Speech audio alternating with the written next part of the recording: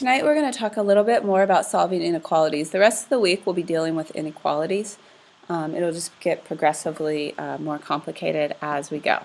So I wrote down 3 examples that we're going to work with, and they're a little bit different because you're adding a little more steps to it, but there will be some differences, so really pay attention. Go ahead and title your paper More with Solving Inequalities.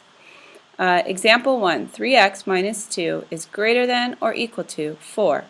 So what I'm going to do right now is I'm going to just solve just like a normal equation. So I'm going to add 2, that cancels out, and I get 3x is greater than or equal to 6.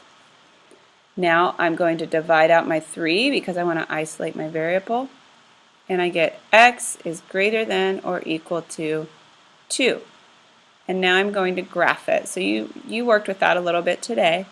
And you just do your number line, sorry for the funky line, and I'm going to put my 2, and I know that x is all the numbers greater than or equal to 2, so it includes 2, so I'm going to shade it in, and all the numbers greater than, so I'm going to go this way. So that is the solution, and this is the graph to match it. Now let's look at example 2. It's going to become a little bit harder. So I'm going to add 3. So now I have negative 3y is less than 12. Here's the key thing you need to remember, so make sure you remember this, that when you divide or multiply, by a negative with inequalities, you need to flip your inequality sign.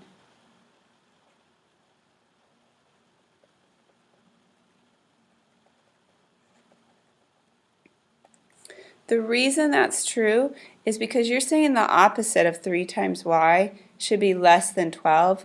Well, when you undo that, you're doing the opposite of your sign. So just know I'm dividing by a negative. Whenever I divide by a negative, my inequality sign flips the opposite direction.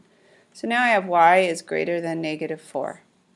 So I'm going to graph it, put my negative 4, and it's not equal to, so I leave it open, and it's greater than, so it's going to go to the right. Let's try one more. So this one's a little more complicated. Negative 2 times negative x is 2x, and negative 2 times negative 8 is positive 16, and they say that's less than or equal to 4. Now I'm going to subtract my 16, and I get 2x is less than or equal to negative 12.